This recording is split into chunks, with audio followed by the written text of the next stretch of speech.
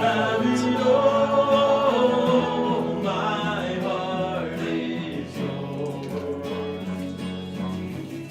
You won't relent until you have it all. My heart is yours.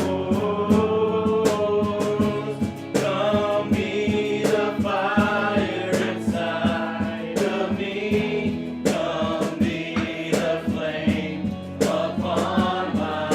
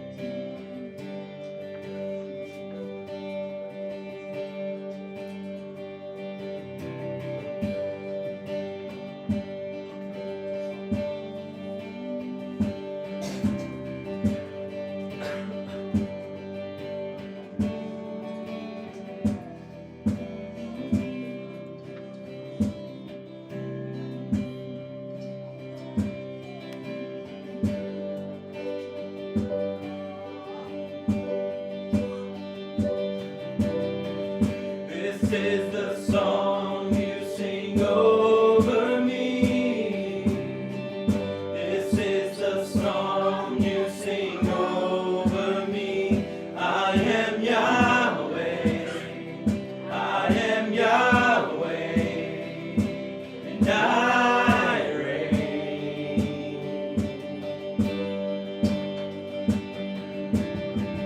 This is the song you sing over me.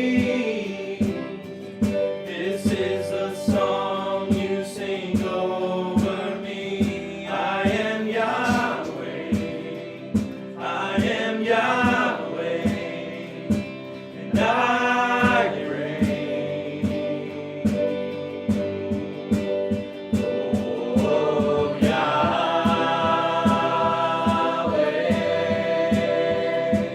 Oh, Yahweh.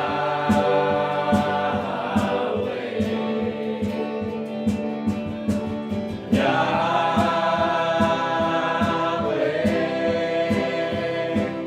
Oh, Yahweh. This is the song you sing. This is the song you sing over me. This is the song you sing over me. I am Yahweh. I am Yahweh. And I reign.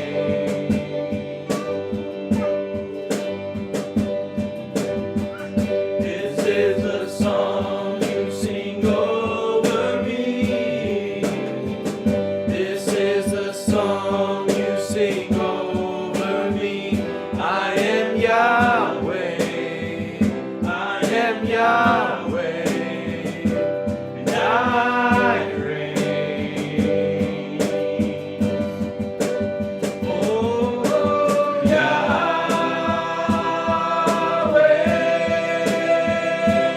Oh, Yahweh.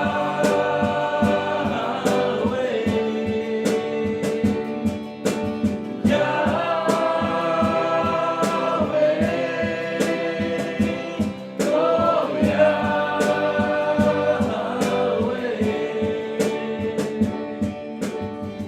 This is my song when the trials come. This is my song when the trials come. You are Yahweh. You are Yahweh. And you reign.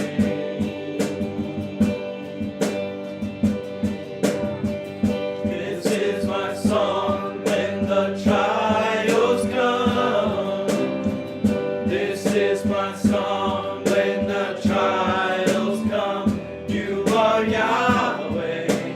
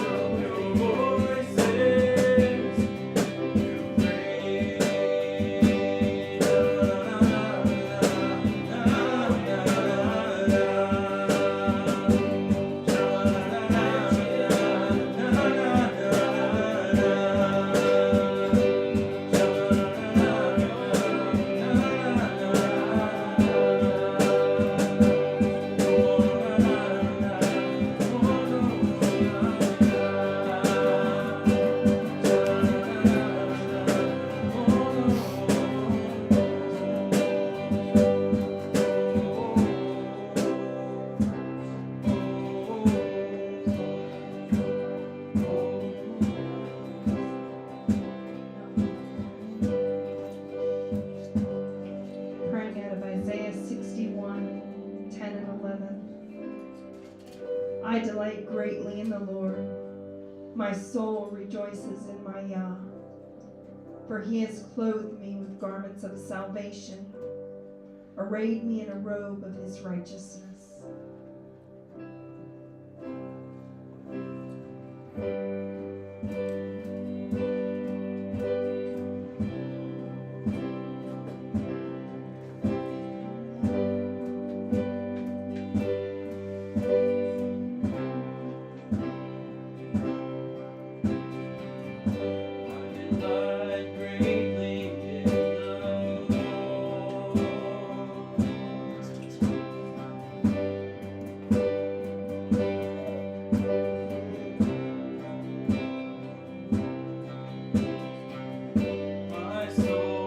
Rejoices in my God.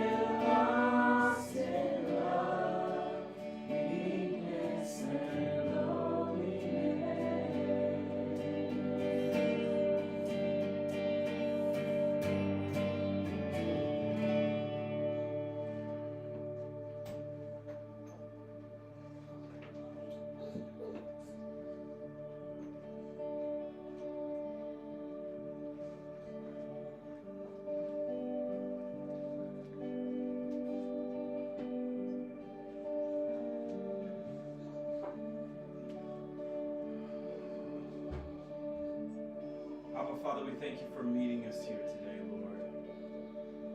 We thank you for your presence. We thank you for your blessing in our lives, Abba Father. We thank you, Abba Father, that you transform us from glory to glory. We just praise you and we thank you for these things. In Yeshua's name. Father, would you bless the remainder of our time here today, that we might just continue on in reverence and setting apart your appointed time and keeping your Shabbat holy. We just praise your holy name and thank you, Father. In Yeshua's name, amen and amen.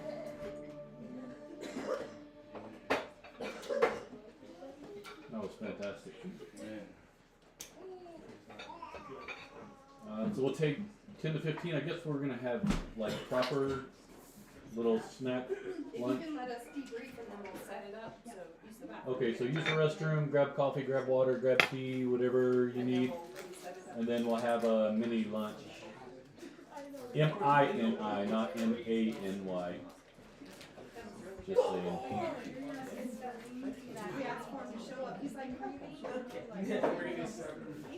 Welcome, stranger.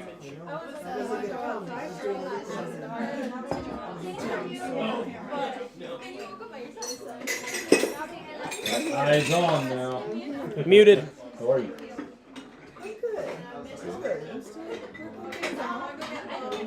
here. I'm sick. I'm in that room right now.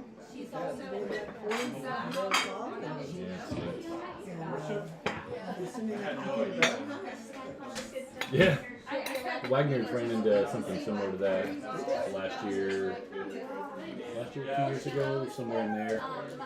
Very similar situation. You just don't know, especially if you're on a website, if you get a pop-up that looks like a system pop-up, Okay. can walk you in. It was He was talking and everything. And then he goes quiet. And he says, he goes, is it ready yet? And I says, nope. And he goes, no. And then 32 minutes later, all of a sudden, it went download and he started using the screen. I was just yelling at him and phoning him. Yeah. No, they know what they're doing. So They know what they're doing. So the easiest thing is box it up, take it back, be like, there's a virus on this. I'm gonna get it. okay. I was going to tell him software issue because I couldn't get it to finish loading, but yeah. Instead of, it's got to be a virus. I'd try booting it up, and you wouldn't believe the stuff that came up on this thing. Okay. Please take it Okay. I'll do that then. and swap it out for under one or something. Freaking out. I got the new ones out before for the other two. They're just very clever. Yeah, and Very clever. I contacted Microsoft Ethics team. And they replied and said, we're looking into this. And I'm like, I keep believing, I says, well, can we trust you to do this for us? And I just went, Yeah. so I Yeah. wanted them to know. If I had to bet money, it wasn't Microsoft. It No, would it be was contactless. that. And that's not uncommon either. No, it's not. So, yeah. But that's the first time I've had that problem, and it's like one, and I don't know how much, and all of a sudden you get something like that, and I'm like, no, bet your people will, because I'm all over the world, and so it's, so I'm just like, Yeah. oh, Judy, her mom fell. So she had to get to Albuquerque, and so I had to be there because I needed a signature. She doesn't behave, I'll And put her out then, on the highway. Brett needed to go for the department, so we had to postpone that one. So I had to still take his information up there, and then I had to go get other stuff. Probably about the time you were born. Get that right. I'm going, I'm going. We don't bite or bark. Other than, look, you suck. Look at this. Look in the mirror. That man loved me right one Yes. time I said, Well, "Sorry." that's what I do appreciate a lot. It's just,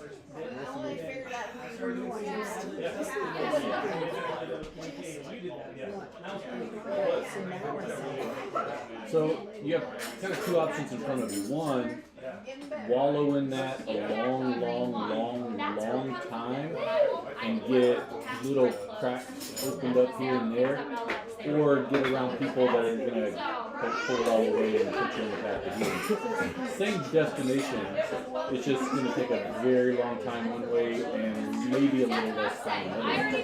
So, the what?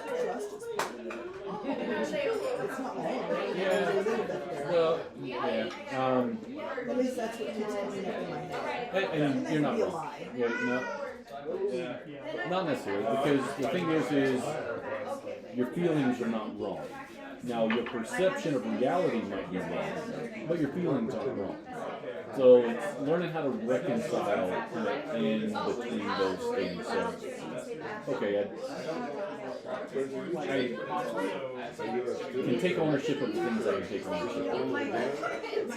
I can't take ownership of things that I can't take ownership of. I'm being okay and trying to figure out how to get your emotions back in alignment with the word and not in alignment with your pain. And that takes work and effort.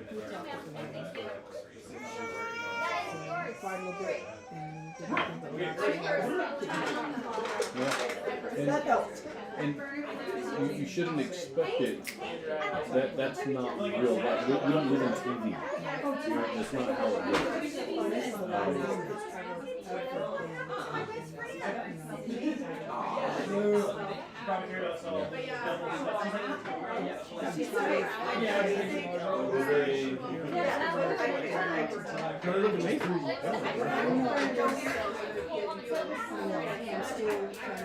Thank you so much. That's so kind of you. Just trying to get Totally to having the one pain. right now. What was the true, not the perception, but seeing it maybe for what it actually, what's the truth, that element and all this stuff. Why did I respond? Why do I respond to whatever?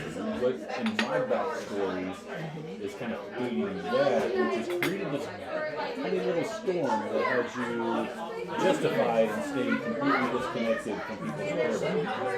That's on the base level absolutely ridiculous behavior, right? And if you think about it, this is ridiculous behavior that I'm rejecting people that won't be around.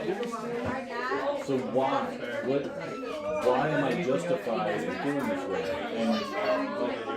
And when your emotions align with the pain, you're going to operate out of that position. When your emotions align with the word, you're going to operate out of that position. And it's just the turn. You'll eventually get there, but like I say, week by week on your own, you never know. You just, even showing up, just being involved with people, somebody somewhere may say one thing that causes you to be like, okay, I'm not some special entity with a problem. I'm part of a collective humanity that shares in this exact same problem. And then you can start to confront what's actually happening in real time. So yeah, I think you're kind of continuing with a couple things there. And on your schedule, I guess, right? We're here. We're here. Oh well, I'm here. I almost was sitting there making excuses to leave early. That's right, I've got to be at second. Oh, that's right, I'm supposed to be this other somewhere place. else. I've got to be anywhere else. Anywhere else. All right. Quick announcement, y'all. There's tacos for everything left over from last night. We just brought it all. So there's Astrid made Haven't really got that kind of problem around. blueberry biscuits, Bojangles blueberry biscuits. There's a cup that hasn't been made up yet. Yes. So run your hot water for sure, and then run your water, and cream is in the fridge in the upper left. You know that. Thank you so much. You got it. Okay, and guys, the square ones are the gluten-free ones, so if you're not gluten-free, take the round ones. Okay, so that was worded incorrectly. This is the one you want to take, and if you don't need gluten, then you go with that one. Okay, listen to Billy. Squares gluten-free? Yes. Now we're all on the same page. What's that? The squares have or they don't?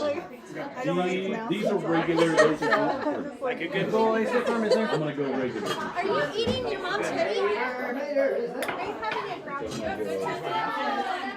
I've never seen him grouchy. It doesn't happen often, but it seems like anytime it's so I wasn't sure. I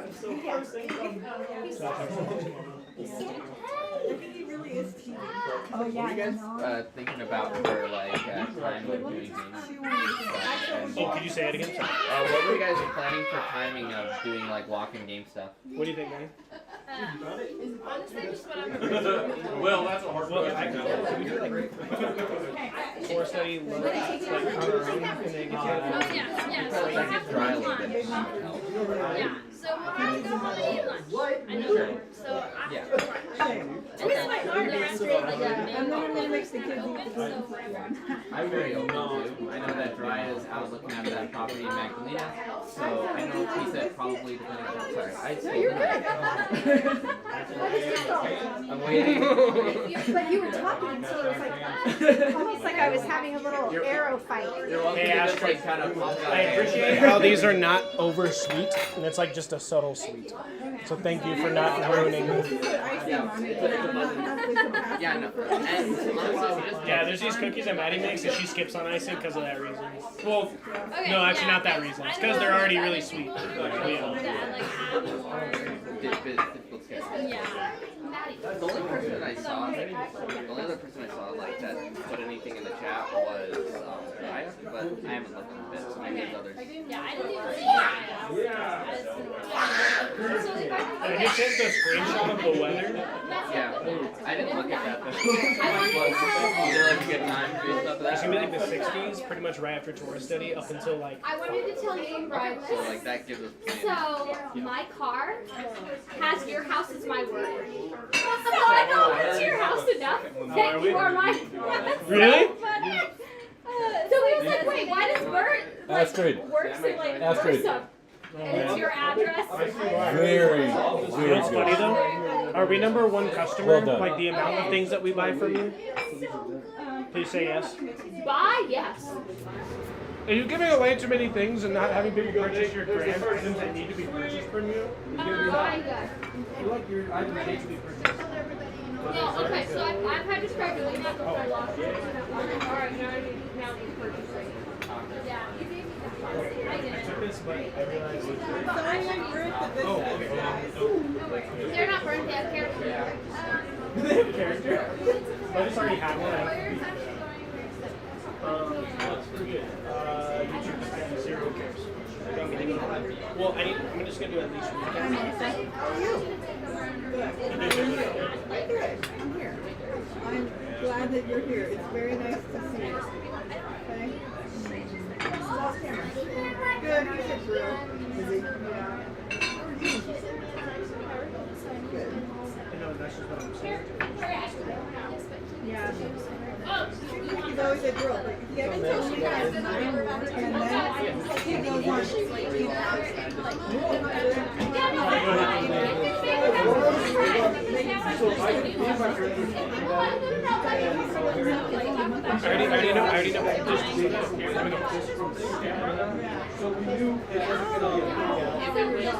already know. So I guess that means you are my work. But that was so funny. I was like, why is your address here?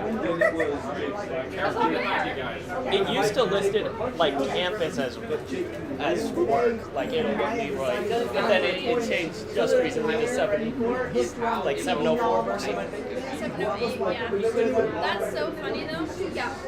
I was like, that's well, the other day, I guess Ashley was on your phone, and so Brian called Cameron and was like, hey, are you asking where your wife is? Oh, she's over at our house. And Cameron's like, oh, okay. Yeah, exactly. You need to make a few calls, and all of us are, all together. Yeah. Which makes it so much more fun. It's so fun. Like the leave thing, I couldn't stay, but it was so fun. So I have to actually oh my god, they're dipped. Yeah, it looks so cute. It really does. I love it. Especially after watching the fight. Yeah, it was so fun. Oh yeah, no, he had no. Watch like when Jake was hitting, because early on Jake realized the red Josh was. I need a hug. I'm good. That's all secret. Tired. But I'm good. Yeah, how are you doing? I'm better. Yeah. Which is a fair thing he doesn't. I'm just acting like I know what I'm really So, Well, alright. I mean, that works. I got a birthday the day after Thanksgiving, so very having the I'll be 86 this year. Oh, that's awesome. Do you have any big I made it that far. Yeah, that's true. Do you have any plans for your birthday? Do you have any plans for your birthday? No, well, it's really I'm going to go down right now this Thanksgiving celebration. So we'll just try to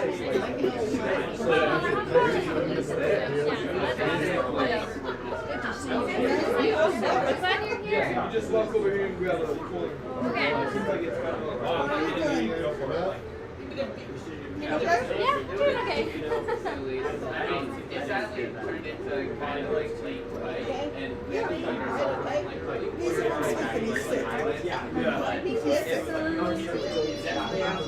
home sleeping. I was trying to get all the errands done, and he was supposed to go to Dr. Goforth's, but he was sick. You didn't hear about that. I had to take the information to the court and give that to them. Yeah. And then I had to go meet the I'm just gonna go. FedEx guy over at So they finally came. Just set your roots down right over there. And That'll work. And I was like, purchase. Is that your grocery list? No, I do not. Wait, where's my No, coffee? I know when to go. So you see here, this place me. Sorry.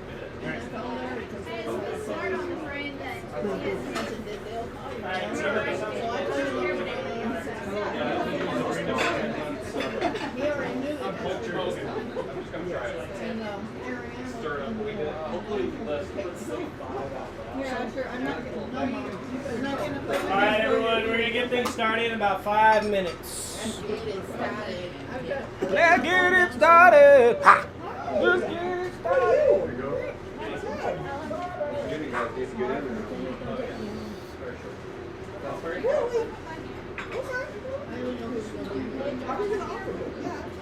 We just have this, ever since these kids were baby, we were very much.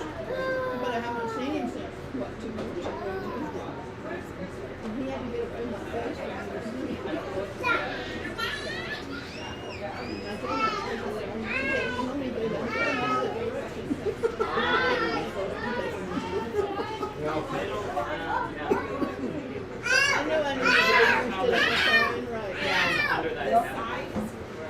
You tell me what I love him. I will.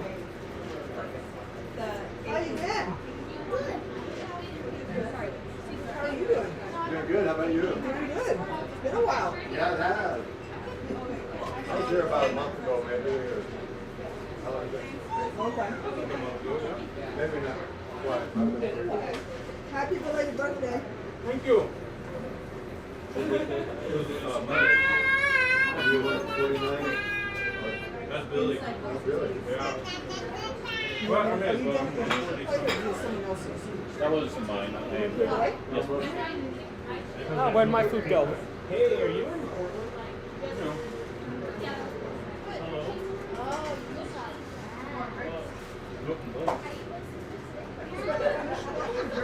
Are these available for you? Absolutely, but yourself. Hey, man. And I don't think anybody else is grabbing them, so don't be bad. No idea. Or is it about your cookies in there or not? Dirty.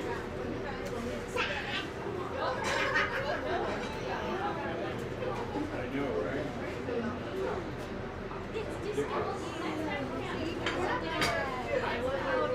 Yeah.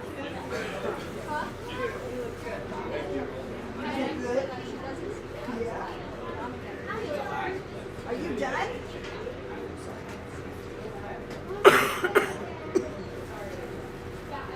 You're sharing your grape pretzel? Why did I sit next to you?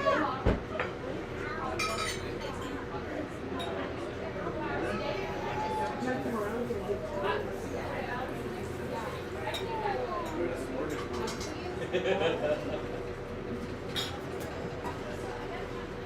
Try the blueberry, the regular. That was actually good.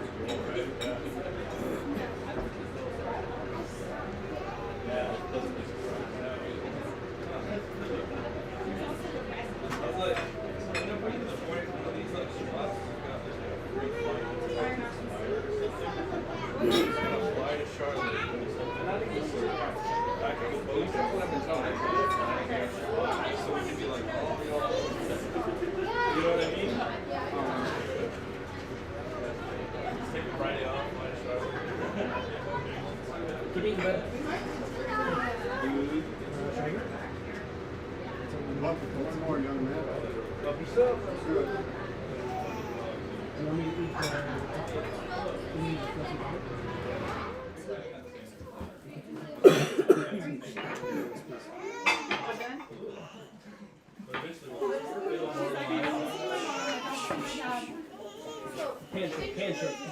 Handshake. Watch this. Ready? Go like this. Go for a normal handshake. And you go like this. And then you go like this.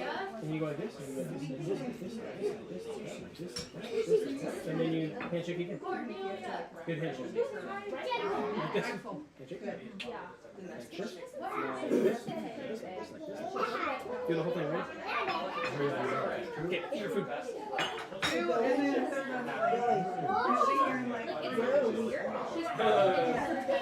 like how you say that, like you think it's gonna be 3 weeks. Could be 6, could be 1. It's just one chapter and then like 2 verses. Oh wait, I don't want to say that because I am. Could be 2. There's not much in there.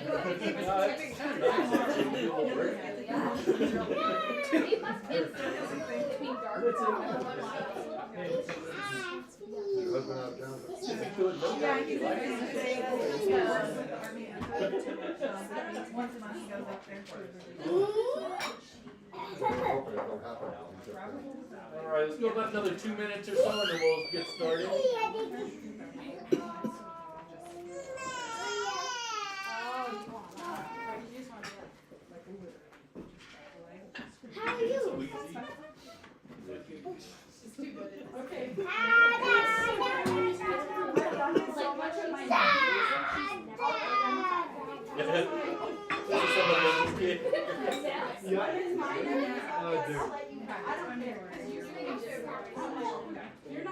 I appreciate that.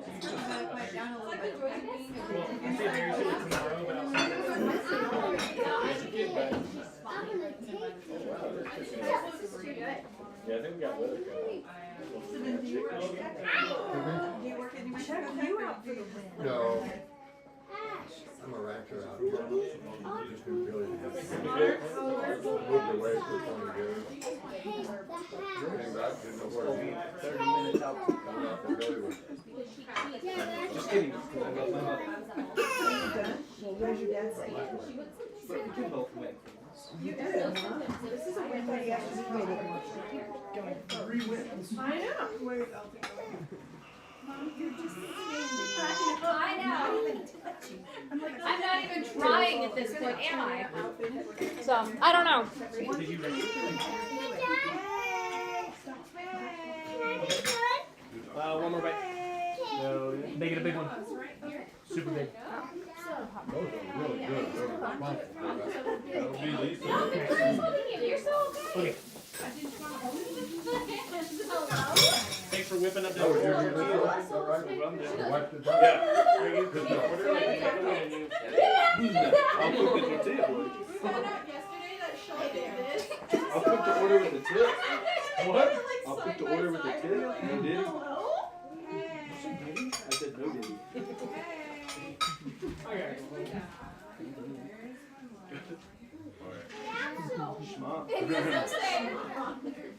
Okay. Oh, right there, the tall drawer.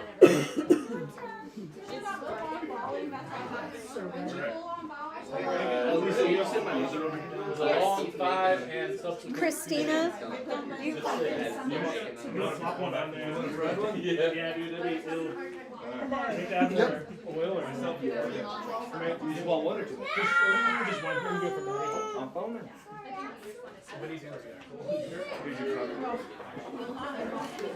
that. But Cheese and ground beef.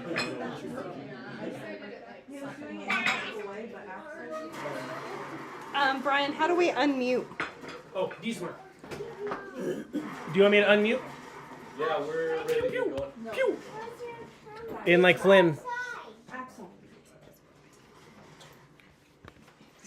Okay, everything's unmuted. Remember, your mom can hear you. Yeah. I don't know if you need to be aware of what you say. That's where you get yourself in trouble. So that way you can find out where your trouble lies. All right, pleasantries, welcome. We got a decent crowd here today. Kind of fantastic. Welcome to November. Any questions, comments, generic announcements? We're going to be having a second service starting soon. So we're going to have 2 services. Oh. If I should curse you in public or in private. Oh, remember, people are listening. So both. So both. Announcements. What did we say last night? There was 2 of them. Thanksgiving. Go that way. So Thanksgiving is going to be this upcoming Wednesday at 8:30 p.m. Setup time 7:45. Come.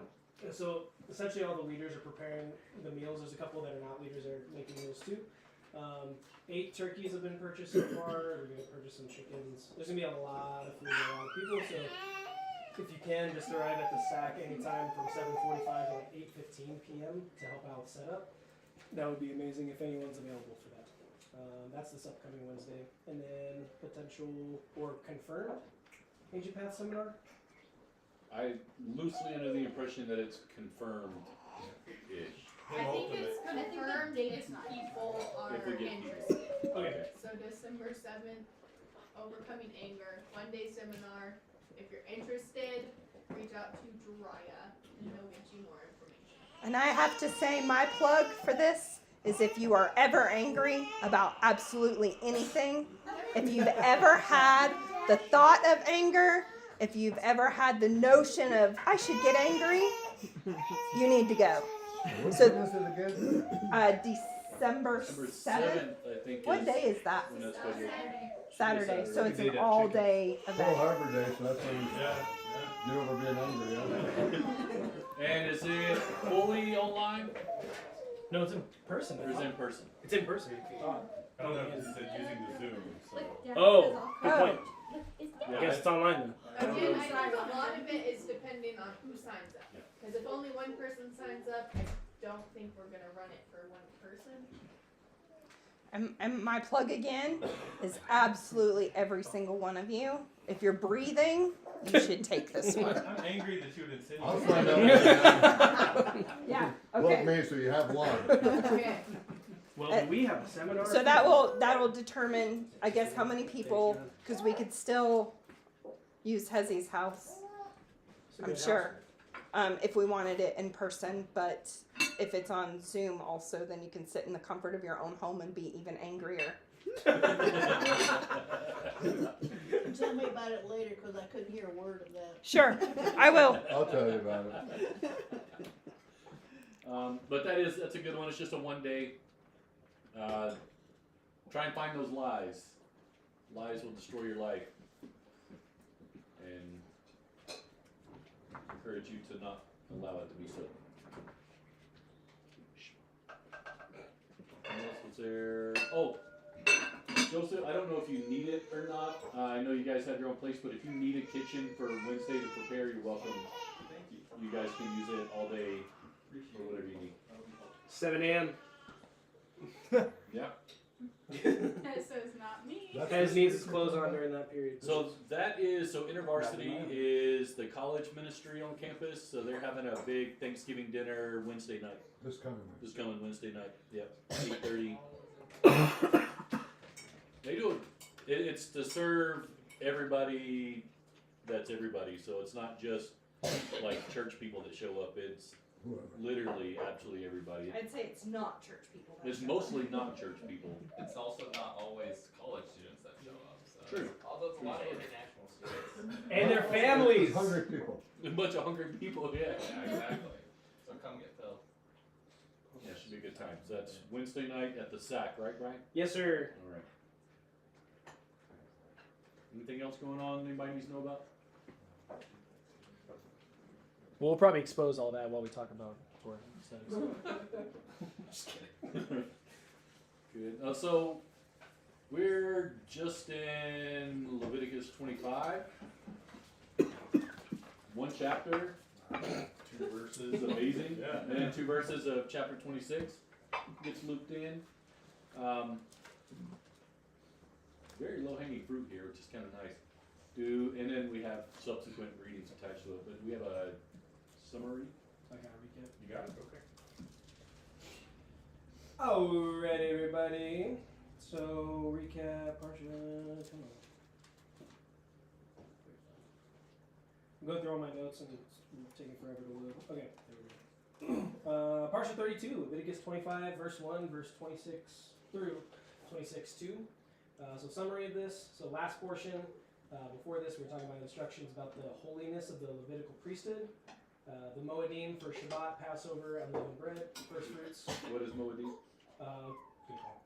Appointed times, so the feasts that are mentioned in the Old Testament. Thank you for clarifying that. Shavuot, which is the Feast of Weeks. Yom Teruah, which is Feast of trumpets, Yom Kippur, which is Day of Atonement, and then Sukkot, which is the Feast of Booths, or Feast of Tabernacles.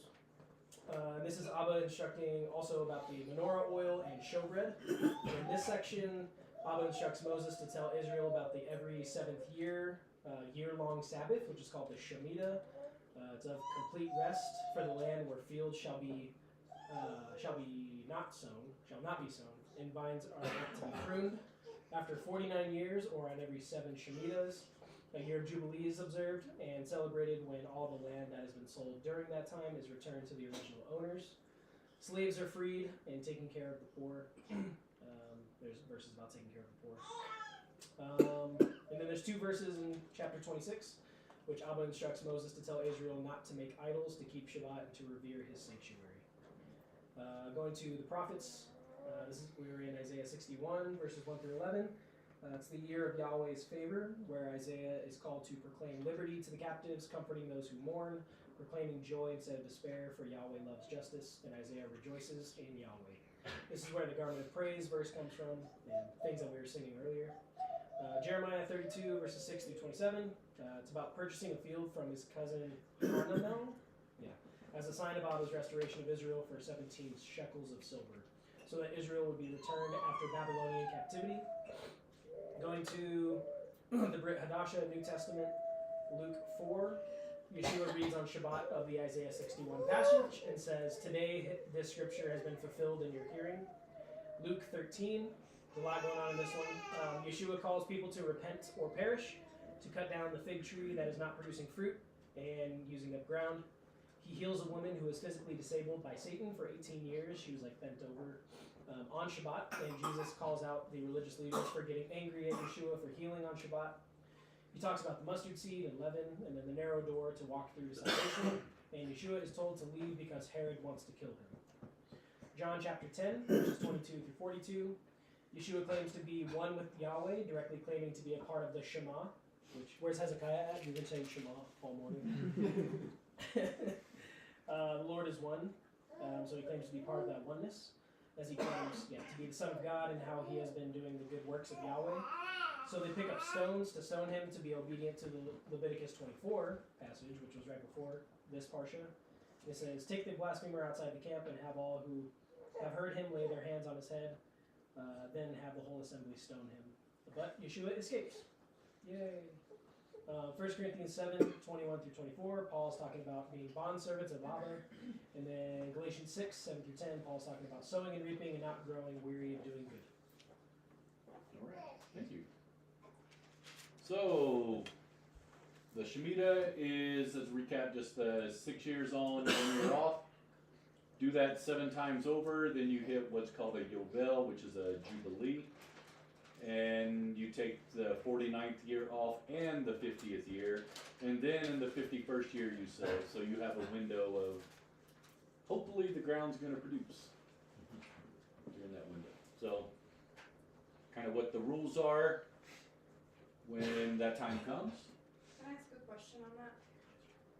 Is it, so you go 6 years, and then it's that that 7th year that's coming in. So for the Jubilee, so that's why you count 49, and then it's the year before the 50, right? The 49th year would be the year before the 50th year. Okay, so as an example, I just turned 49, so it would be this. You are in your 50th year. In the 50th year, okay. Yeah, so this would be the Jubilee cycle. I'll accept gifts. Sadly, that's not what Jubilee. We have it likened to some sort of celebration. Fanfare, it's a great time. Until you actually understand what's happening, then it's not quite so much. You got something, Brian? Yeah, it's on the atonement when it starts, right? That's when it's pronounced for the following year, yeah.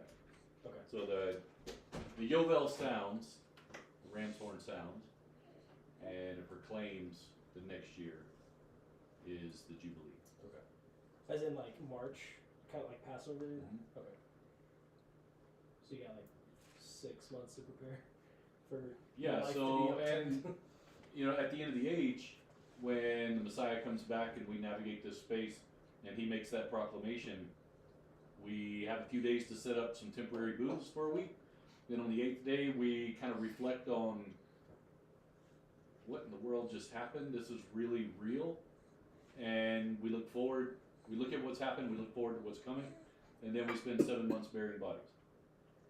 7 months doing what? Burying bodies, according to Ezekiel. It takes 7 months to bury all the dead from all the blood that was flowing up to the bottom of a horse. A lot of blood. Sure, it's all figurative though. So how does that, so with the year of Jubilee, is everything is returned to the original owner? Land and people, yeah, and the original owner is God himself. So we live in a deceived reality that says that some way, shape, or form we own things and the land that we have is ours. How dare somebody walk across my land without me shooting them? Proper language is how dare somebody walk across Abba's land without him tearing him down. But what slaves really, really like is this concept of ownership. Slaves are obsessed with owning because you're not allowed to. So anything you're not allowed to do, speak to any teenager, that's exactly what you want to do. And then you can also remove teenager, enter in adult with the exact same statement. So this concept of ownership is something that gets broken out of you with Shemitah and especially with the Jubilee. So it's a reckoning where you realize that none of this is yours. Inheritance has been placed into the hands of stewards, at which point, in order to keep the people in the earth from scattering, they're commanded every 50 years to go back to from whence they came. So families get reunited. So within everybody's lifetime, they have the opportunity for full restoration. Everybody is presented with it at least once, some people twice.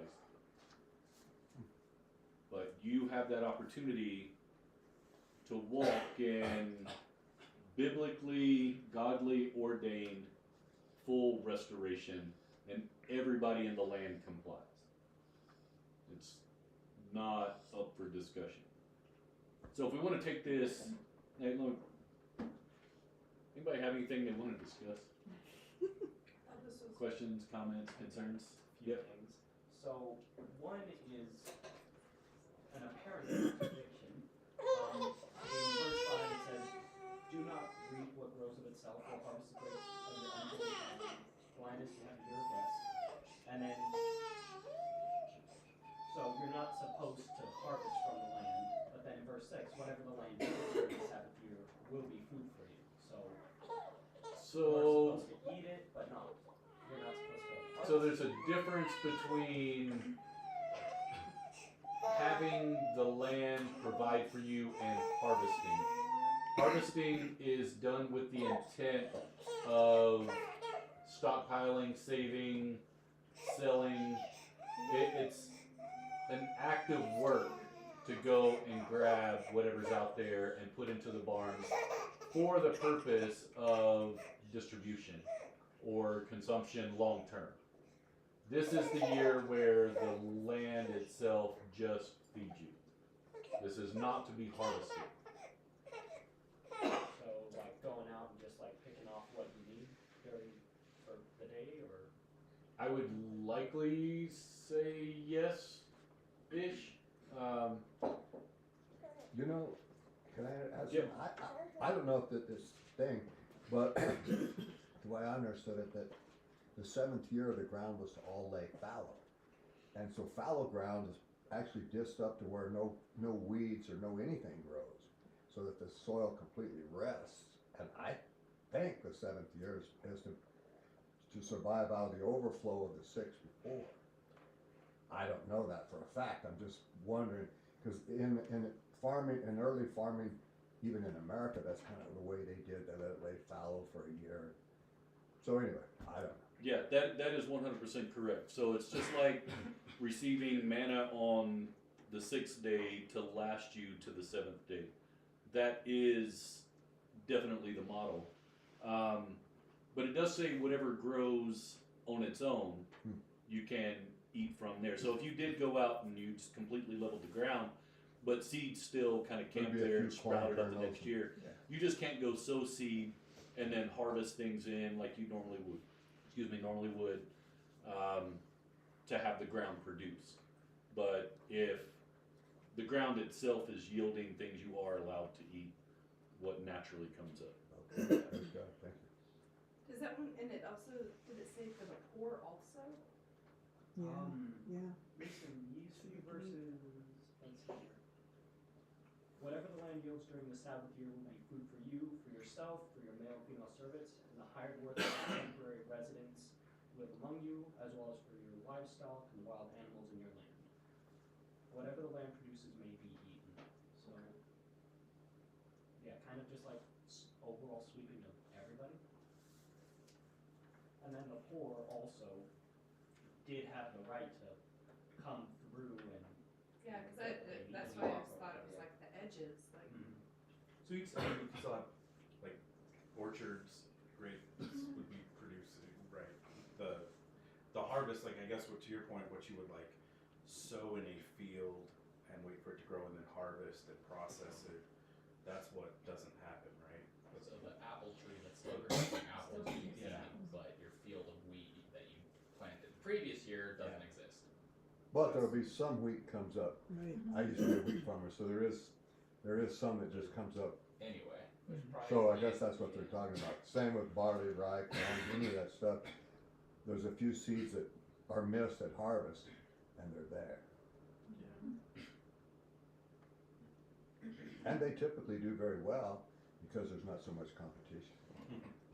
So people probably ate pretty good. Yeah. And then realize the livestock, you gotta feed them too, Yep. so. I guess with like the grain and things though, you could be storing that, right? Successively. From the 6th year to the 7th. The manna model. Yeah.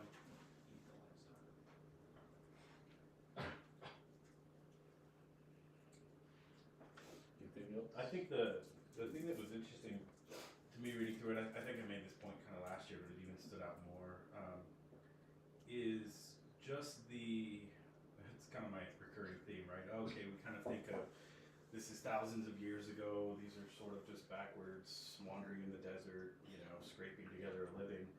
But if you think about the record keeping that would be necessary in order to maintain what had to be returned in that year, and like when you talk about like redeeming someone that's got half of their time that was sold, and then you prorate the amount that's returned, or all of that, the record keeping had to be pretty incredible, right? I mean, in terms of keeping track of whose land, like I get that it's got it'll be like your parcel in the land and the boundary markers, etc. You understand why it was a curse really on people who moved boundary markers, because it mattered a lot. But just thinking about what it would take in order to perform these calculations, right? I mean, it's basically like accounting, right? And then it's interesting in Jeremiah 32, when he buys the property, it's like, this is basically like a modern real estate transaction, right, if you read it. So it was, I signed and sealed, I weighed out the silver, signed and sealed the deed, had it witnessed, notarized, weighed the silver out on the scales, right, escrow, took the deed of purchase, the sealed copy containing the terms and conditions, Article 18, limitation of liability, right? In the event of a year of Jubilee, this but terms and conditions, as well as the unsealed copy, right? Gave this deed to Baruch, son of Neriah, in the presence of my cousin and the witnesses, and signed the deed, and then put it into a clay jar, so they will last a long time.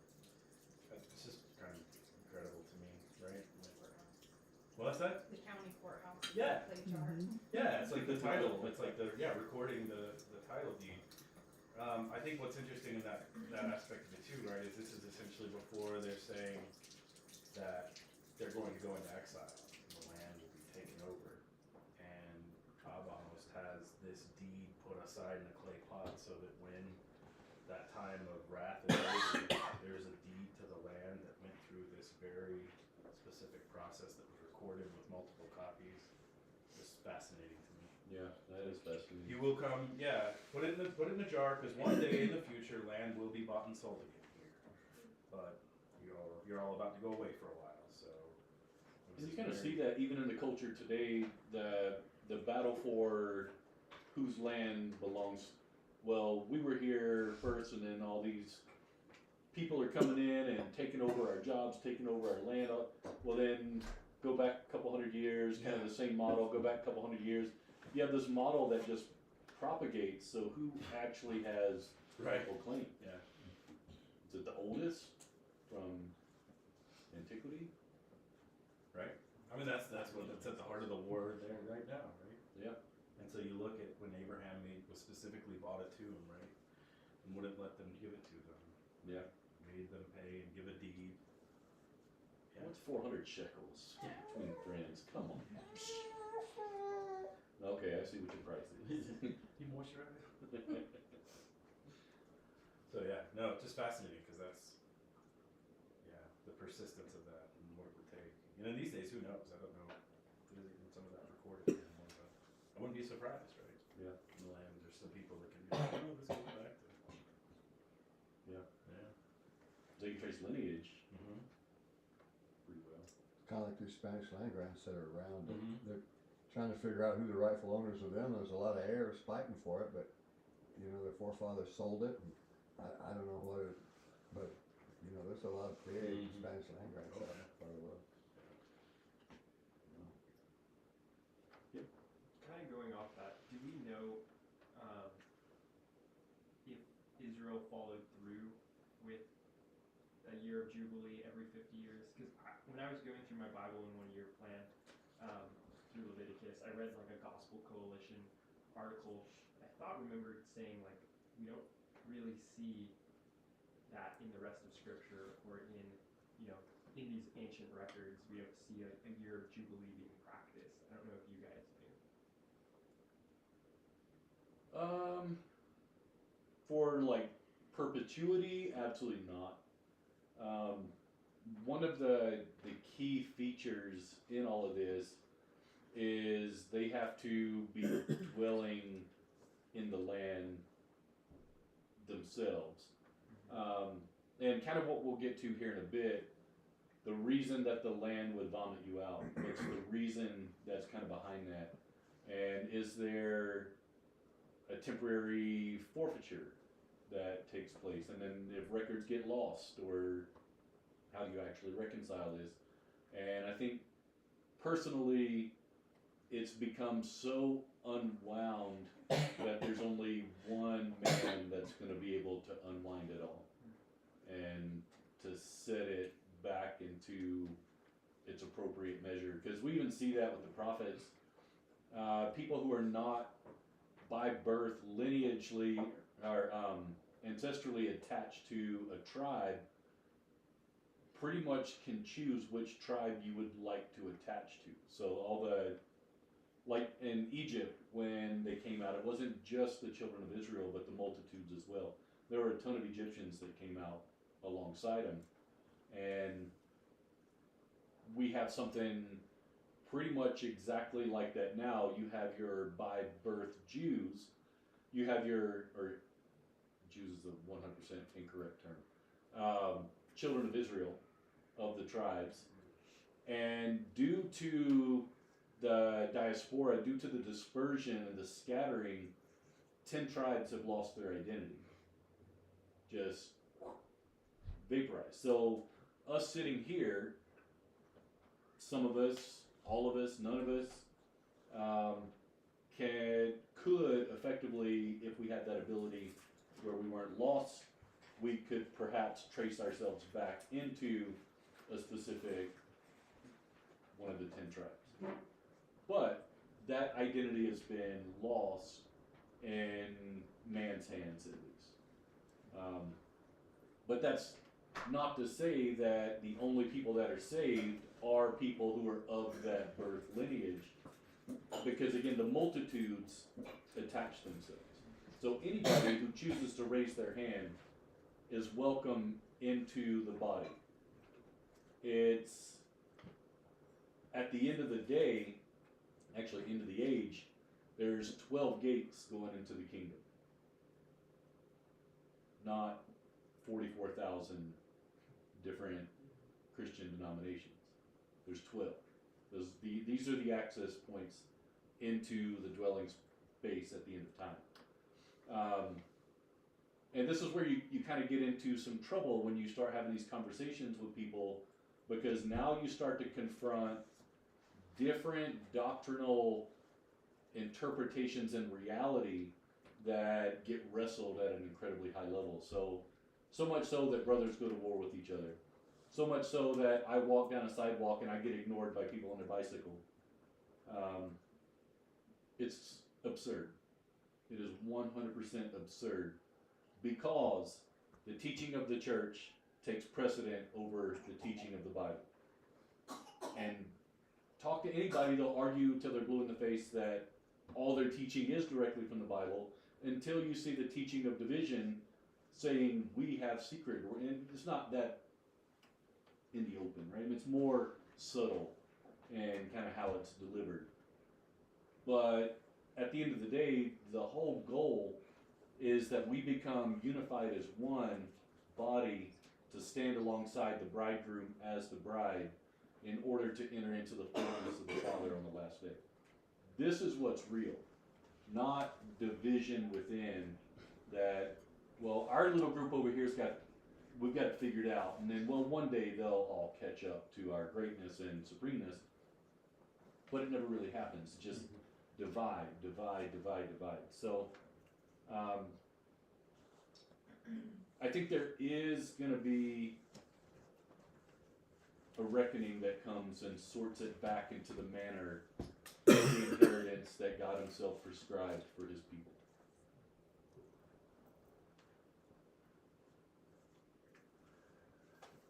That was a long-winded no answer.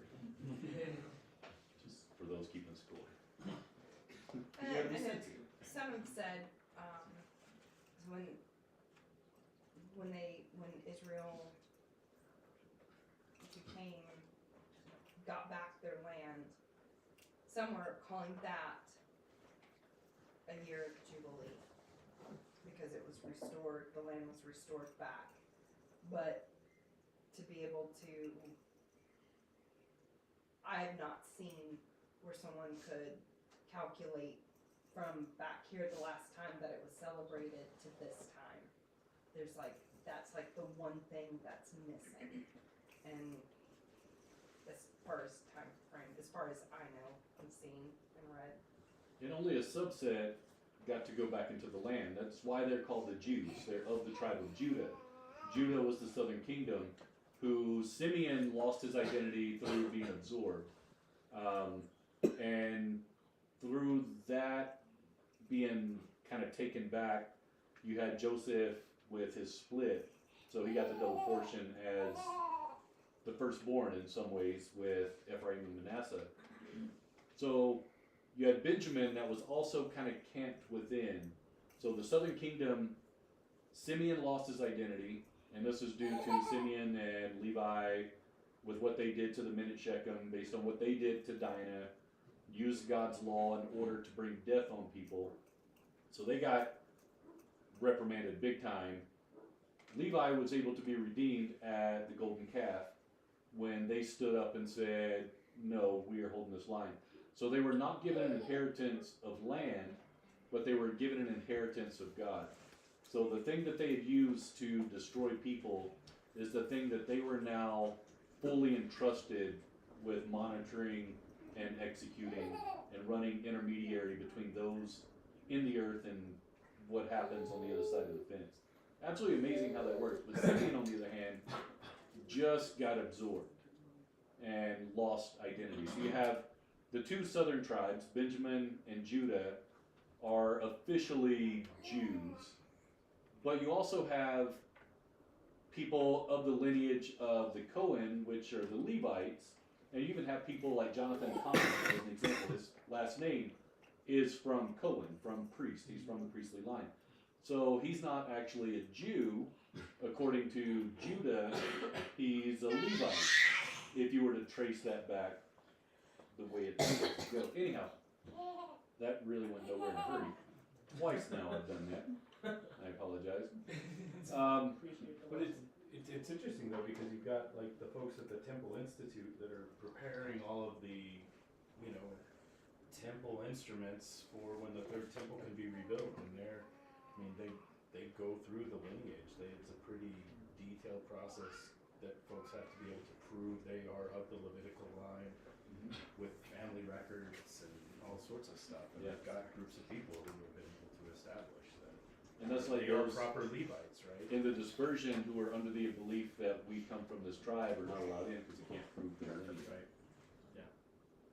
So sorry, you don't get land here. Yeah. Yeah, it's crazy, right? It is crazy. But a man came for the lost sheep of the house of Israel, and those that hear his voice will come into the fold. So, pretty amazing.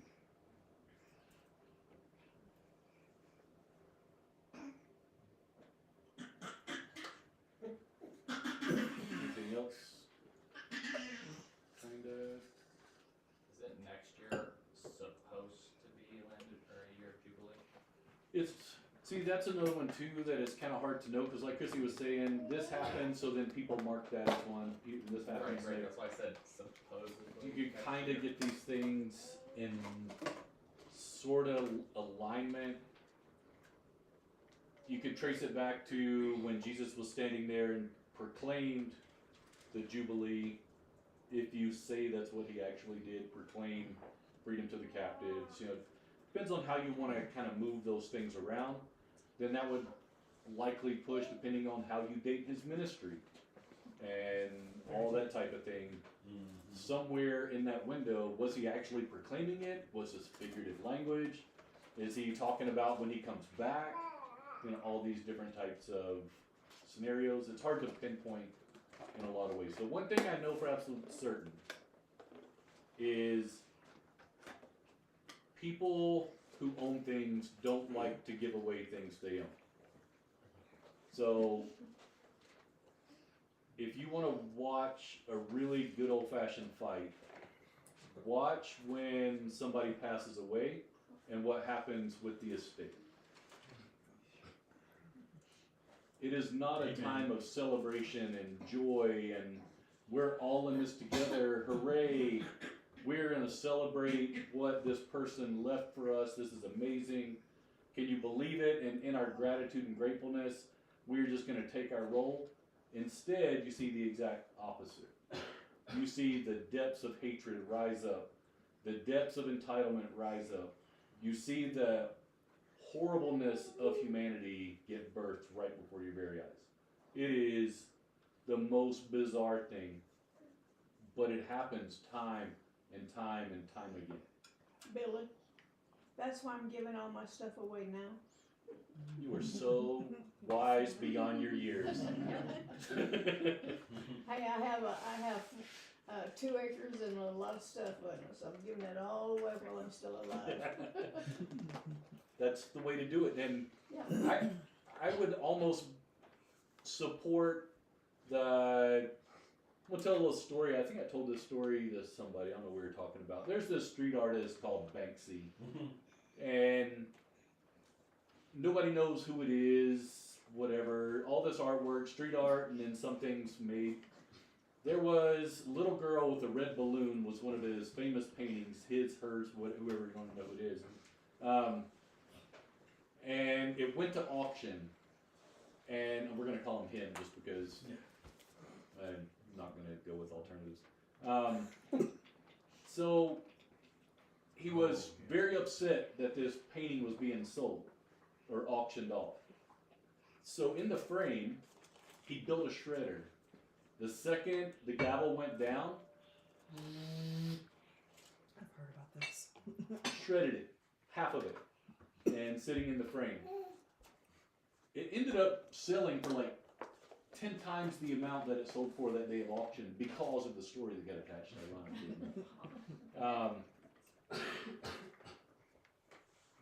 But I kind of have that feel when it comes to the stuff you leave in an inheritance. Shred it. Shred it all.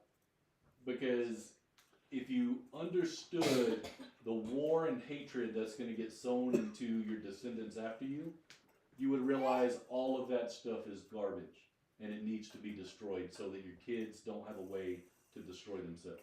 Now, I'm not saying this is blanket policy. I'm sure there's this, just in my limited view of humanity and watching people go through this, there's probably perfect models out there that I know nothing about.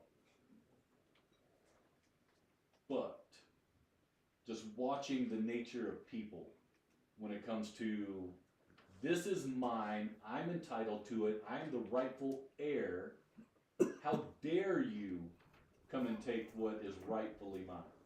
So now we get back into the buying and selling. Yep.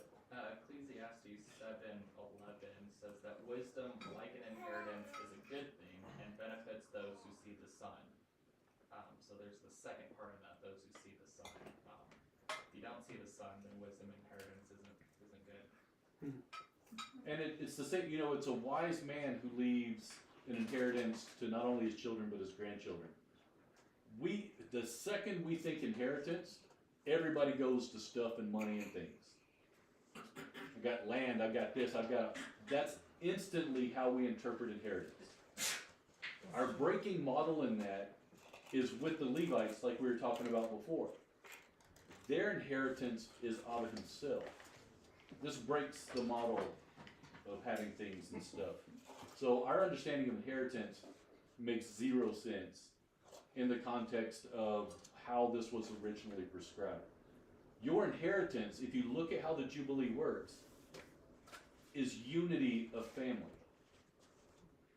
It's everybody's gone off, done their thing, made a big name for themselves, made a whole bunch of money over there, done all this stuff, and then sound of the trumpet, everybody comes back and is unified as one. And then we start again. That's true inheritance. That's what we're looking at the end of the age. All of us, the one body, like we were talking about a moment ago, the one body coming in alignment in unity, that is Jesus' inheritance. That's us. That's Song of Solomon. It's that the unity of people is a real inheritance in the earth. And you think about that as a parent, would you not want anything more than for your kids to love and honor and respect one another and truly just want to dwell with each other all the days of their life? Mm-hmm. Is that not every parent's desire? And yet we plant things in their life that will blow that one up. Let's see if we can blow this one up. How we blow that up? And then, hey, watch me when I go through this up here. Watch how I behave with my siblings, and I want you to duplicate that. Oh, no, never mind. I don't want you to do what I do. I want you to do what I'm telling you to do. And then we pervert the cycle even deeper. So inheritance has nothing to do with stuff. Jesus says it's all going to, moths are going to destroy your beautiful collection of everything you have. Rust is going to eat it all from the inside. I think it makes a clearer understanding of the rich young ruler, because if our inheritance is in him, and we are his inheritance, and the rich young ruler sell everything, give it all away, we wouldn't need it. You don't need it, but we 100% need it. Because we're slaves and we're obsessed with owning stuff. We need to make a name for ourselves. We need to establish our identity in the eyes of man, and we need to collect as much stuff as trophies to prove that I'm blessed by God at the same time. Not only is the world giving me everything, but God's giving me everything as well. everybody sit and marvel at the greatness of man that I am. Deeds of pride that just sets us up for big destruction, and that destruction tends to fall through our lineage.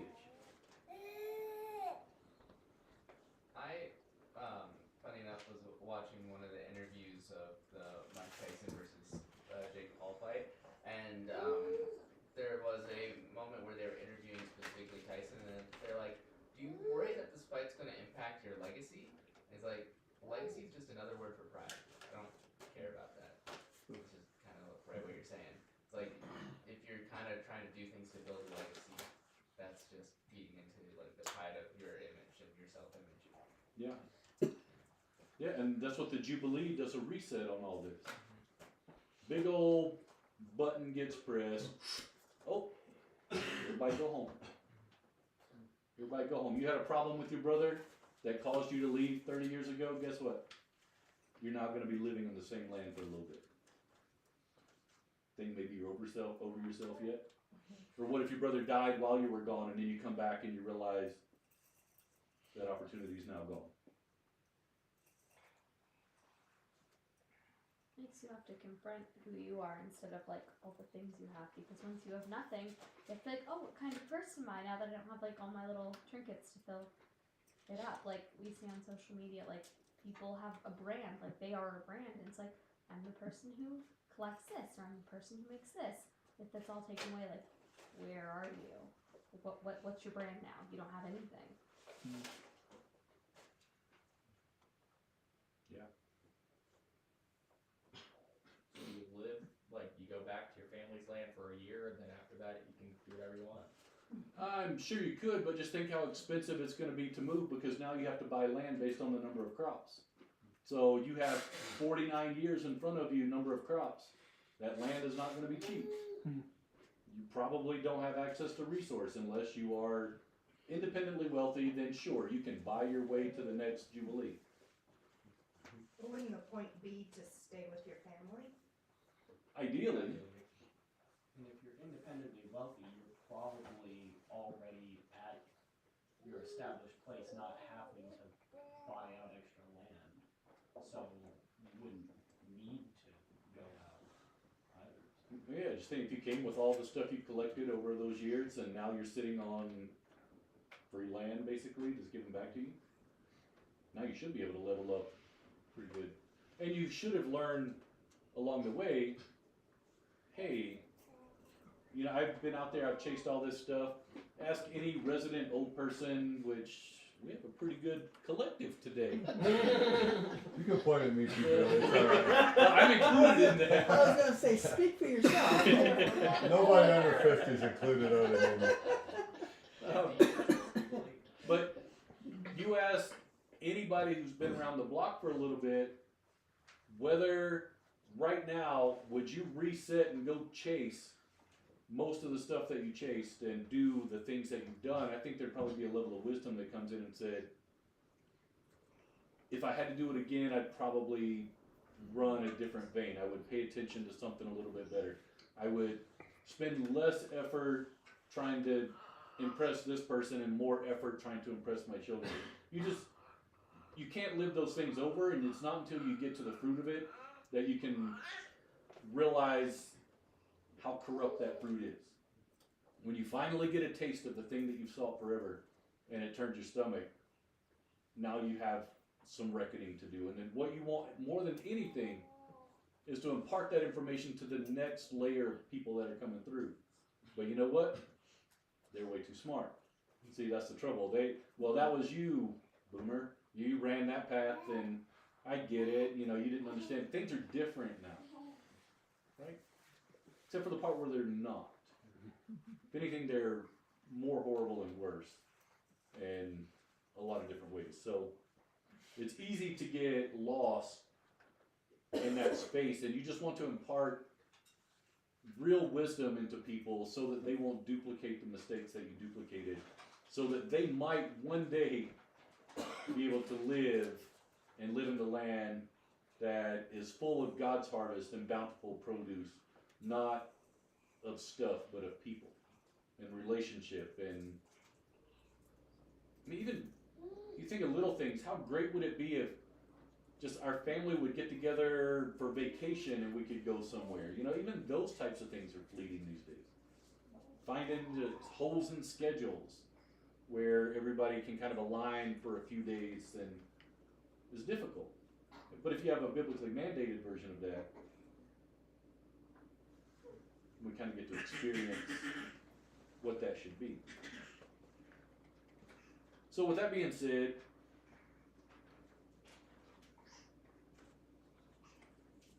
we're supposed to release our slaves during this time as well.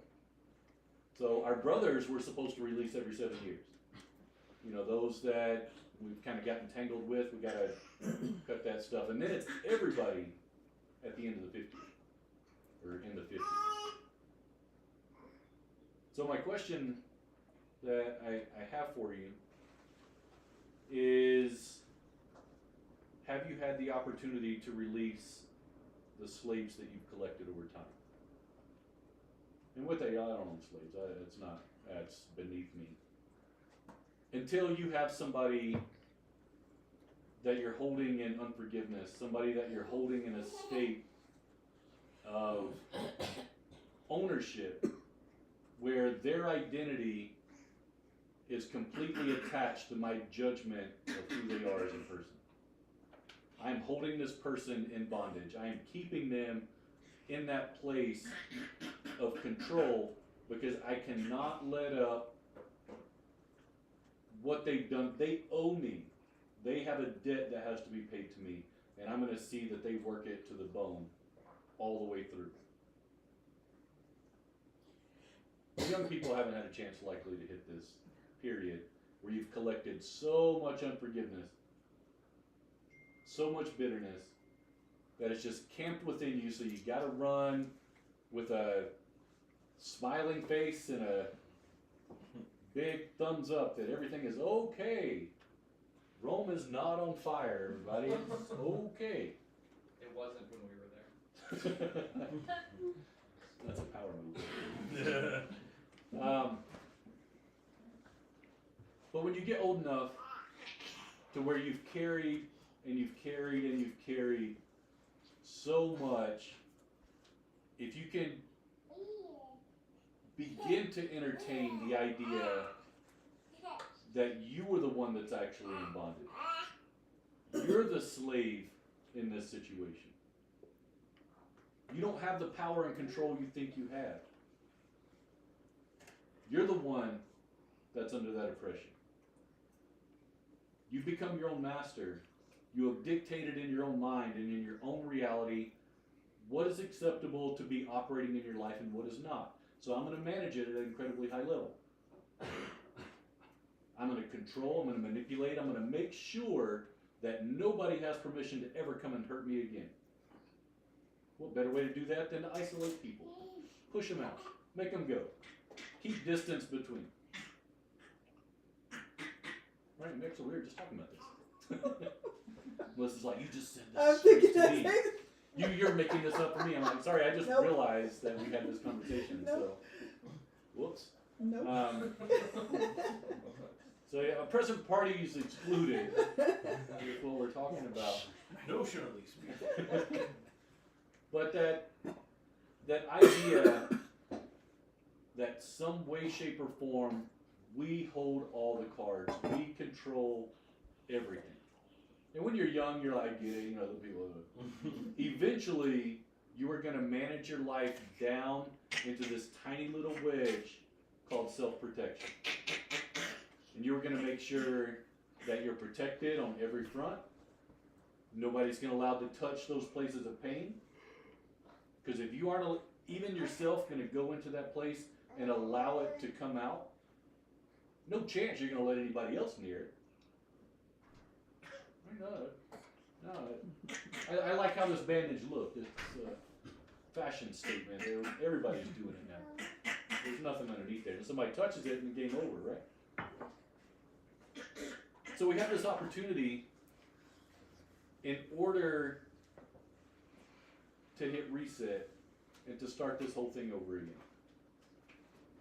And the way this is done, the reason this is such a painful event is because you have to confront all the reasons that you live. You have to confront every little thing that has come in place that has set division in place. All of it. You're going to show up with your brother there that you were at war with. Your sister who did the thing. You have to stand there and be reconciled. This is not a fun party. Everybody blowing hats and stuff. This is dread. This is misery as you're making that trek back. This is hoping that you're going to be forgiven. And it's also hoping that you're not going to be held in that state of judgment from the person that you hurt. See, we tend to forget the people we hurt. We remember every single person who hurt us. We got a laundry list. But we don't have a clue who we've hurt. We're just thinking of the trepidation that Jacob had once he started returning home, knowing he'd have to confront Esau, and the degree to which he put together this the links that he went through to prepare the way for that. And that's what you're basically describing, right? That's tough. That's tough. Because it's one thing, we can be good Christians and forgive other people. How is it when you approach somebody needing forgiveness? The dread and the fear that just camps in that space. I'm going to let my guard down. I'm going to expose myself. What if they just straight come at me and attack me on top of that? Not only have I humiliated myself, but now the pain is going to be amplified.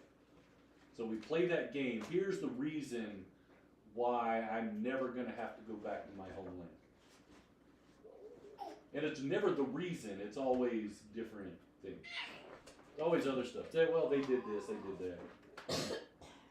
Everybody else is guilty. Good thing that I am a shining ray of light in the midst of this earth. But we have to find the courage to be able to go, not just be forgiven, but to restore. All that the locusts have eaten can be restored. This is a biblical precept. But it comes with us letting our guard down, not needing justice, but instead needing mercy. And our pride just will not let that happen. Even with Jacob, it had to cost him something. I mean, how much he kept just showering Esau, first with the slaves, and here's this and here's that, and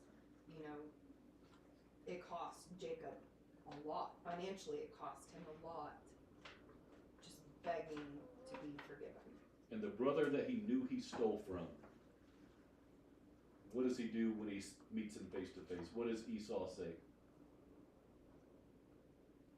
Missed you, bro. Forgive you, brother. I don't need your stuff, man. It's okay. What's the meaning of all this? Oh, that was so long ago.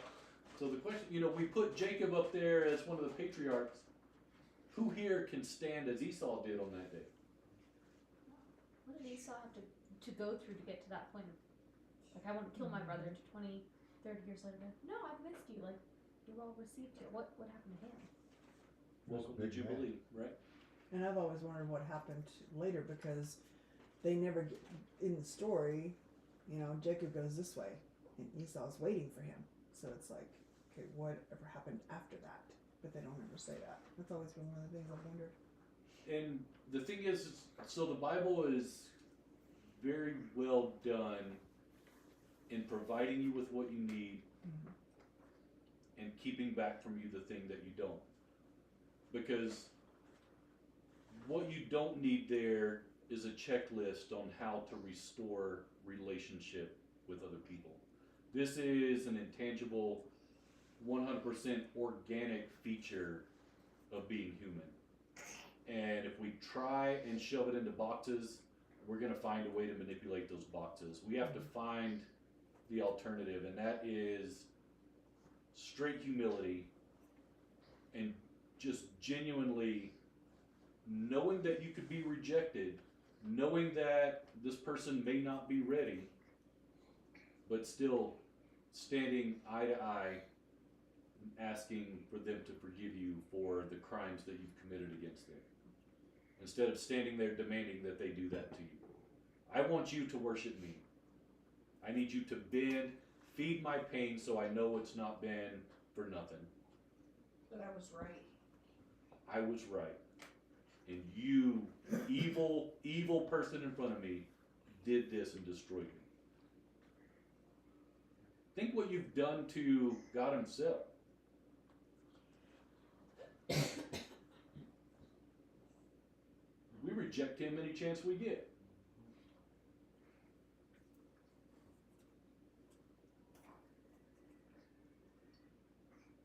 Present company.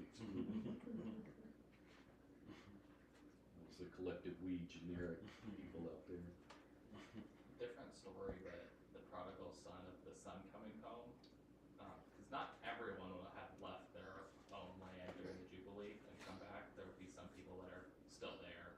So you have to make sure that if you are that person, you're not bitter towards those coming in. You have to not be the other son and prodigal son. True story. And it's interesting how much, like, in other of Jesus' parables and just his actions, he brings it up, like, pretty much every chance he gets. Like the prodigal son, or, the story with the master forgiving his servant, and then that servant goes and calls every bit of debt against the person who's indebted to him. And even in the Lord's Prayer, like, forgive us our debts. And then you see when Christ is crucified, Peter denies him, and then Christ redeems him, even though he was literally betrayed, by Peter also. And it's just like in every action of Jesus, you see this holy and fully, and it's like brought from every 50 years this jubilee, this practice, to like every time you pray, to every time you engage with your brother. Like, this is, it's brought so much more intense through Jesus' ministry. Very well said. Because if you want to be forgiven, you have to forgive. You can't be like, well, I forgave this one thing, so all the rest of my sins are forgiven. So you have to be able, if you want to be forgiven, you have to forgive. All of it. You don't get to reserve some of it for justification.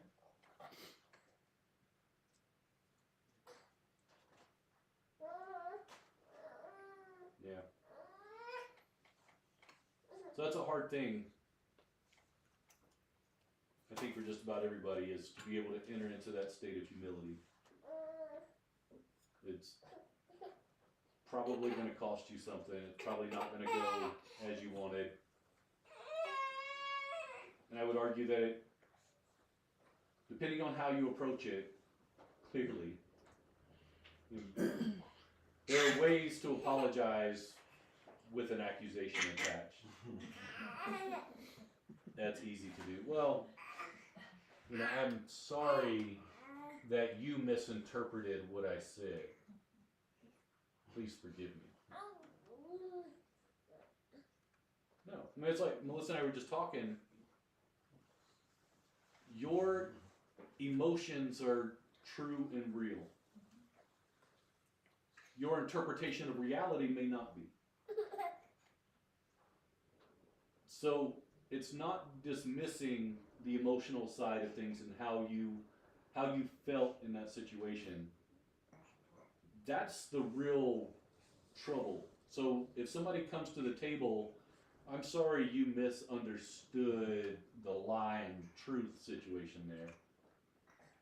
Please forgive me for your mistake in this problem. It carries zero weight. It makes you feel good about yourself. Well, I sought forgiveness and they just wouldn't give it to me. I took the high road and, well, clearly I'm more of a Christian and they have a lot of pain they have to deal with. They have a lot of work they need to do. But you just manipulated the whole thing right in the midst of it. Where's the humility?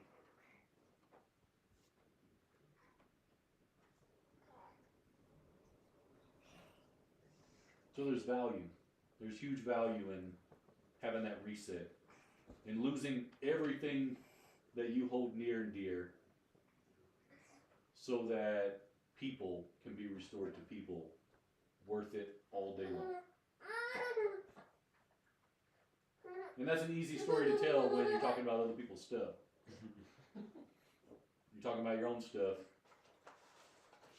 Surely, you don't want me to sell everything and give it to the poor. This is absurd.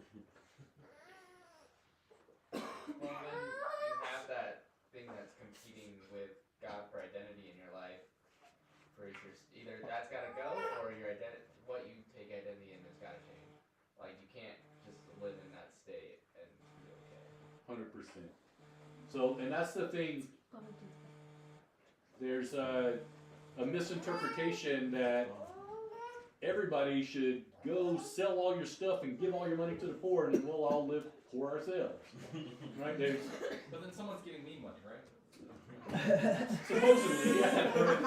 So it all lived out. Redistribution of wealth, right? Which is, weirdly enough, what the Jubilee is as well. It's not a redistribution, it's a distribution of wealth.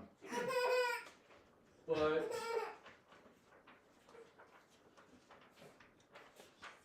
it's not, the issue with that young man wasn't the money and the stuff. The issue was that was his God. And that's what Jesus wanted torn down.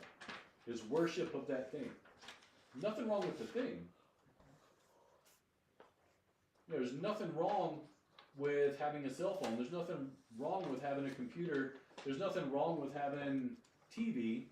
But when you're using those as agents of pornography, you know, it's like, oh, I'm going to bust the TV. The TV's not the problem. The problem is the identity issue that has birthed and grown completely out of proportion. So that, I think, is most certainly hitting that thing very well stated. The thing that owns you needs to be put down. Well, you know, it's not really, well, it might not be really on track of what you're talking about, but years ago when my dad and I always had this relationship that was just like this. And one day we were doing ancient paths, and Billy said, well, you need to take him off your idol, off the pedestal. And I was like, what are you talking about? So during her and I doing this, before we did the session with others, you know, I physically said, okay, I'm taking him down and I'm putting God in his place. And went home later that day and called him to say, hey, guess what happened? And it completely changed. The relationship was nothing like it was. Instead, there was this, what I saw, what everybody else saw. It wasn't me being the pet and me being the best daughter, you know. So even a relationship like that, you know, I idolized my dad. I loved him so much. And I didn't see what everybody else saw until that day.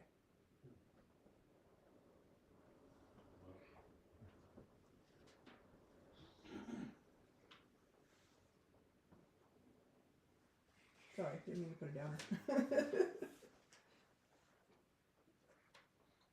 Anybody have any closing remarks? Things to add?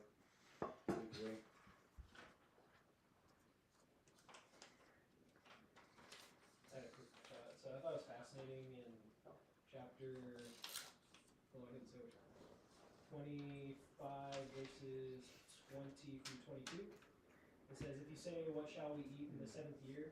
We shall not sow or gather in our crop. I will command my blessing on you in the 6th year, so that it will be produce a crop sufficient for 3 years. And everything I've known of the Bible up to this point is like, usually it's like a double portion, where it's like you work twice as hard, the 16 and the 7th year, you're good. Remind me of like Exodus 16 with the manna and the quail. So like, you don't gather extra, because the extra that got gathered had like maggots, so they started to smell and all that. So it's just interesting that it said it was sufficient for 3 years. And does that mean 3 years additional? So it'd be like 6 plus 3, 9 years? So it does say there that you'll be eating from that 6th-year harvest through the 7th year and the 8th year, and until you harvest the 9th year. Oh, yeah. So it's. So you have to enough sow in the get- 8th year, Yes. harvest in the 9th, so yeah, you gotta have stockpile. Yeah. So it's enough to get you through to the harvest of your 8th year. You lost an additional year. And we should really understand this concept if you put it in terms of unforgiveness. Think of how much unforgiveness you bank up. Even once you reach a certain point where you're not being offended with anybody else, you still have 3 years that's going to keep you in bondage. Everybody see what I did there? Bountiful harvest. Every turn. There's plenty of unforgiveness to go around. Yeah, that's why. What you sow, you reap. It depends on what you've been sowing. 100%. And the question is do you want to be free? The larger question is, when that trumpet sounds on the last day, what does that look like? When everything starts to come out into the light, when everything starts to roll back. Talk about a reckoning. It'll be good from, again, present company excluded. But those other people out there, that's going to be a tough one, man. Those lesson like. Right. Don't know what we know. Yeah. Good thing we're part of that secret group that Yeah. knows what the Bible really says. The secret levels. Take every 7th word. Yeah. And And let it rest. King James or NIV though? Oh, good fun. Well, it's an able top, so. It's repent, repent, repent, repent. That would be ideal. All right. Brian, can you close us down? Sure. Please. Yeah. Father, we are captivated by your word. Just pray that that would actually be a thing for each day of the week, the 6 days that come forth after this. Thank you that you give us a glimpse into your grand plan from the beginning to the end. That we can see what happened in one moment, but how each moment that happens, it reflects the beginning, it reflects the end. And how you are just levels upon levels upon levels of wisdom beyond anything we can comprehend. That's not an excuse for us to throw in the towel and say it's too much. If anything, it's more of an excuse of pressing deeper. We have a whole lifetime of seeking relationship with you, not necessarily knowledge, but just seeking intimacy and seeking your presence. I just pray that you would guide each of us and community exactly into the place that you're wanting us to go, that we would not be too apprehensive. I know from the past 3 years I've been very apprehensive towards going where you want me to go, because it's not the easiest thing, it's actually the hardest thing. And so I just pray that you would empower us daily with the little obediences so that it will yield to greater fruit. But again, it's not about increases. Pray that we cut out the things that are producing bad fruit and start sowing and just tilling up the ground so we can see what's there, so that we can actually put in the good stuff. Holy Spirit, would you instill in us what we need to remember? Yeah, just let us go about the rest of this day observing your Shabbat well. Thank you, Jesus. Pray this in Yeshua's name. Amen. Amen. All right. Good fun.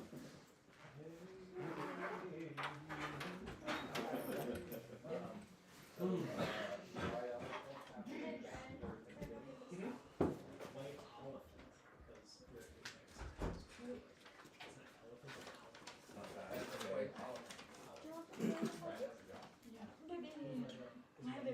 Maggie, Isn't that cute? Stop our thing. Do you dance in the live stream? and the live stream. Jariah, go. Go, do the thing, Brian. Pancakes. We'll be right back. Yes, John. Let's do a stop streaming, yeah. How many viewers do we have? Thanks for coming. Okay. I don't know. Can you see that? We should just start streaming live on Twitch. Hold on.